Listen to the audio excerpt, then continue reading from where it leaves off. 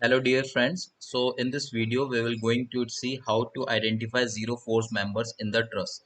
So there are two thumb rules. Okay, so first thumb rule is if we are having one joint and at that joint we are not having any external force or any external support reaction at this joint and our two members meet are collinear. So F1 and F2 are collinear and our third member, that is F3 member, is non-collinear, then this member F3 non-collinear member will carry zero force.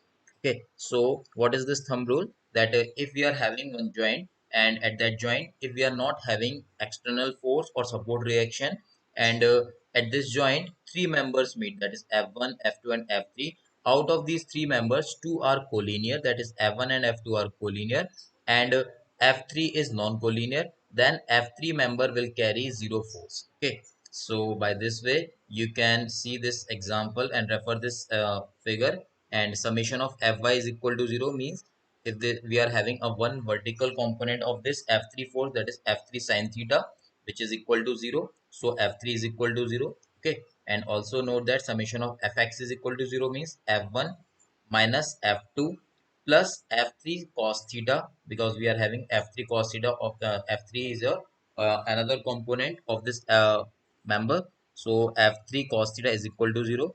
So F3 is 0. So F1 is equal to F2. It means if at a joint two collinear member meet, so if it is a joint, two collinear member, that is F1 and F2 are made, and there is no external load or support reaction at that joint, but then both the collinear members, that is F1 and F2, will have equal and like forces. Okay, so F1 is equal to F2.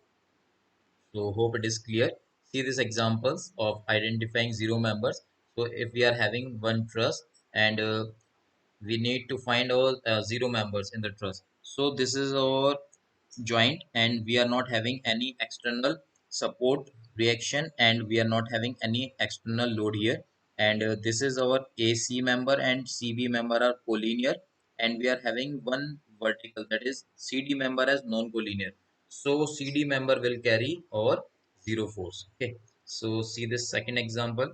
So this is our A at hinge support and B at roller support, and this is E without having external load W, and this is your CD member, this is AD member. And if you see this joint C, we are not having any support reaction or we are not having any external load, and we see EC and CA are collinear to each other, and another member, that is CD, is non-collinear. So CD will carry a zero force. Okay, so CD will carry zero force. So see this example, third example, and this is our hinge support here and this is our roller support here, and we are having one external load at joint F and one external load again at joint G. Okay, so see this example, and then this, if I'm considering this,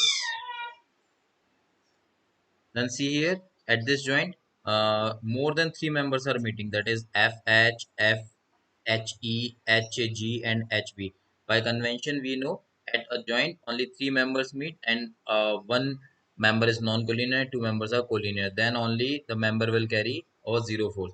So this is not valid here, and this is our G. If I am considering G, so it is having one external load here, and this is our external support reaction at this joint. So it is not having zero forces here, and this is again your A support and we are having one external reaction here.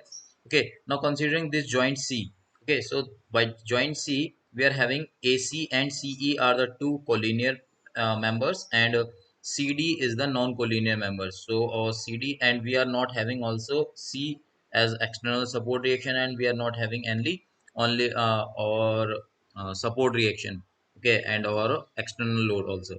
So the by convention we are having DC member will carry zero forces. Okay, so by this way you can find your zero forces in the truss. Okay, and one another thumb rule is if I'm having a joint and only two members meet which are non-collinear. Okay, so see this example.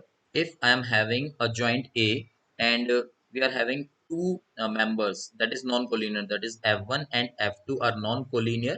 Okay, so this is, and there is no external load and support reaction at the A joint. Okay, at this joint A, then the both the members, that is F1 and F2, will carry zero forces. Okay, so here F1 and F2 carry zero forces because A support not having any support reaction or not having any external load. Okay, so F1 and F2 is equal to 0.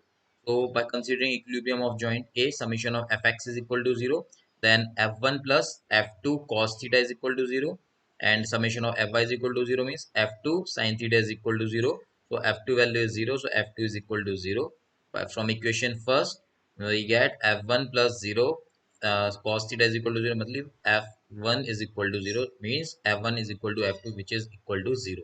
Okay. So see this example, that this is your hinge support A and this is your roller support B, and we need to find our zero forces, okay, zero members in the truss.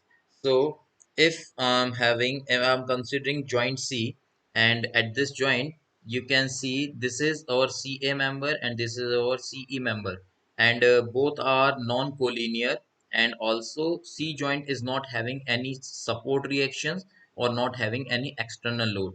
So by definition, CE and CA will carry zero forces. So I am denoting here as zero forces. So again, I am not considering here because it is having acting one external load here. I am not considering this joint. I am not considering this joint because we know at this joint we are having one external support reaction.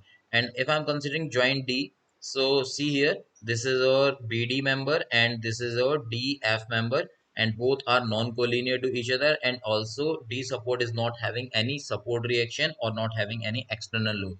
So both the members, that is BD and DF, is equal to 0.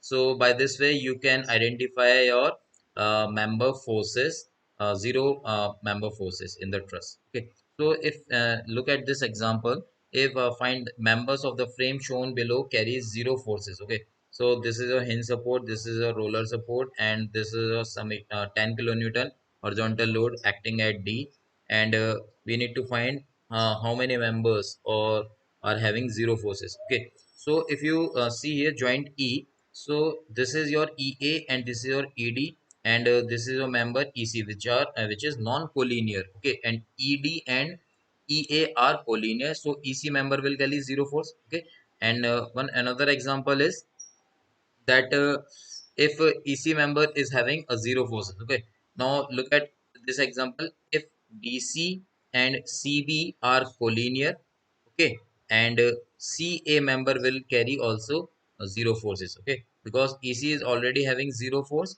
so by definition at this joint C we are having one member, two member, and three member, and this is DC and CB are collinear and CA are CA is non-collinear, so it is carrying zero force. So answer will be EC and CA, EC and AC. So answer is C. Okay, move on to the next question. What is the force in member AB of the pin jointed frame as shown below? Okay, so this is your hinge support and this is your roller support here. And if you consider here that at joint A, two members meet, that is AB and A, this AC. If I am considering this C, so AB and AC are non-collinear, and also joint A is not having any external load or not having any support reaction. So both the members AB and AC is equal to zero forces, is having zero forces. So the member AB carries zero forces. Okay, so by definition AB is equal to 0. So answer D will be correct. Okay. So by this way you can see, you can identify the zero forces in the trusses. Okay. So thank you so much. If you are having any doubts, so please do in comment box. Thank you so much.